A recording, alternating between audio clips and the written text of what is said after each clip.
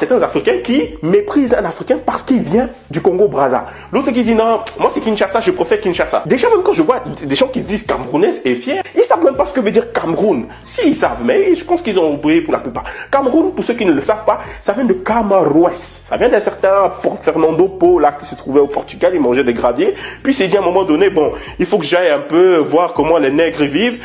Il est arrivé chez nous, il a vu les berges du Vouri qui est, je pense, l'un des plus grands fleuves du Cameroun, et il s'est dit, mais il y a énormément de crevettes ici. Du coup, je vais appeler ça Rio dos Comoros. Que veut dire Rio dos Comoros? Rivière des crevettes.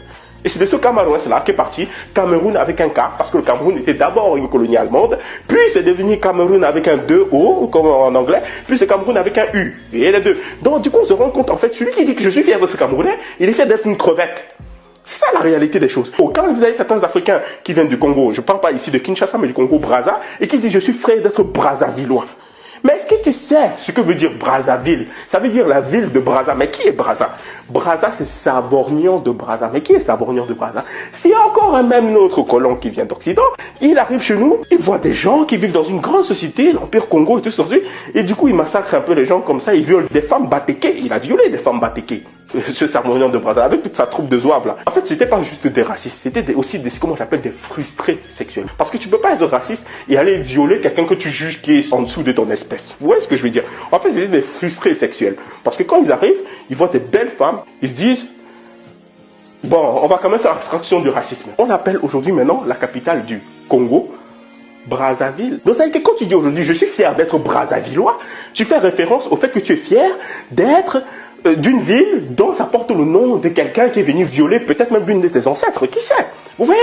Et ça s'arrête pas là. Il y a d'autres pays, et je veux prendre le cas par exemple de la Côte d'Ivoire, mais ça, rien que le nom le dit déjà, la côte où il y a de l'ivoire. C'est que les Français arrivent, ils voient des éléphants, ils massacrent, et puis ils prennent l'ivoire, et après ils te disent qu'ils sont en voie d'extinction, vous voyez?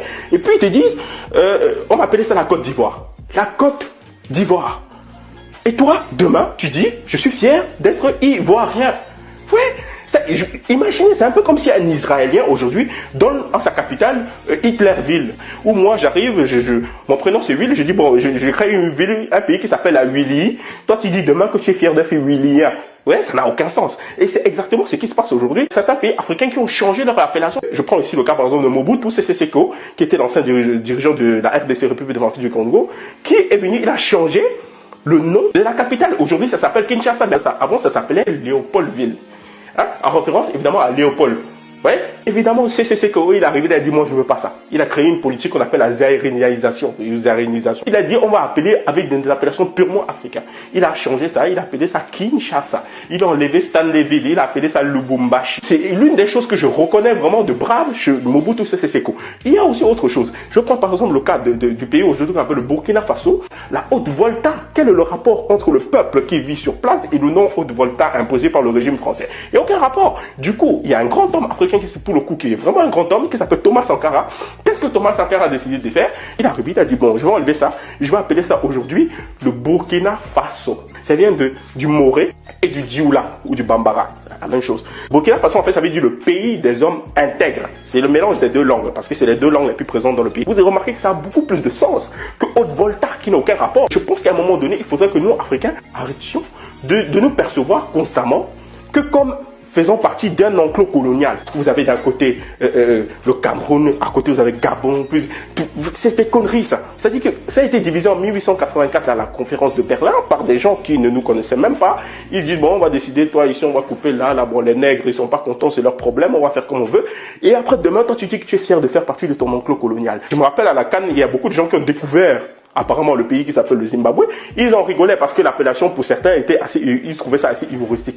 Mais c'est parce qu'ils ne connaissent pas le sens du nom de ce pays. Zimbabwe, ça veut dire la grande maison faite de pierre, en référence à l'empire du Monomotapa qui se trouvait sur la terre aujourd'hui qu'on appelle le Zimbabwe. Et avant que ça s'appelle Zimbabwe, ça s'appelait Rhodésie. Rhodésie, c'est-à-dire, je ne sais même plus si c'était la Rhodésie du Nord ou de Rhodésie du Sud, mais cela n'a pas vraiment de sens à ce rythme-là. Mais Rhodésie, pourquoi? Parce que l'ancien dirigeant de l'Empire britannique, il s'appelait Cecil Rhodes.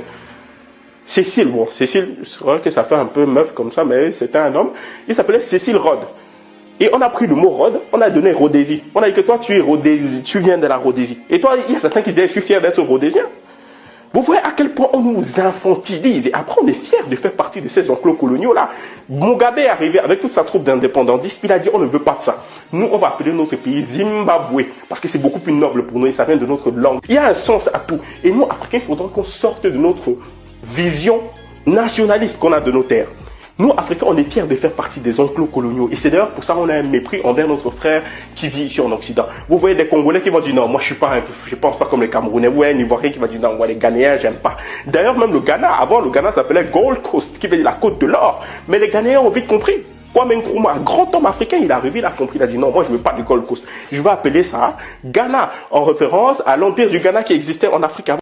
Donc vous remarquez que tout ça avait pour but de revenir à notre valeur, à nos valeurs traditionnelles. Et c'est quelque chose de beaucoup plus noble que de garder ces appellations farfelues.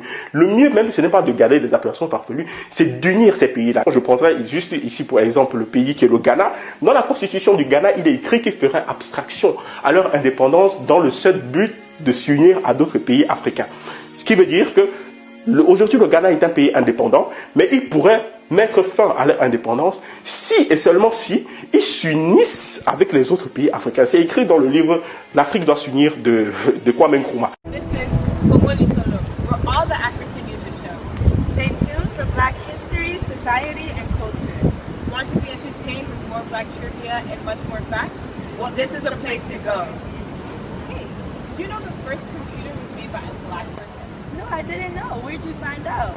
Kongoli Solo, where you can find more information like this and much more. Make sure to check out the Your Space section, where you can put your own publications, events, ads, and even your thoughts. Want more information? Go to www.congolisolo.net. Congoli Solo forever.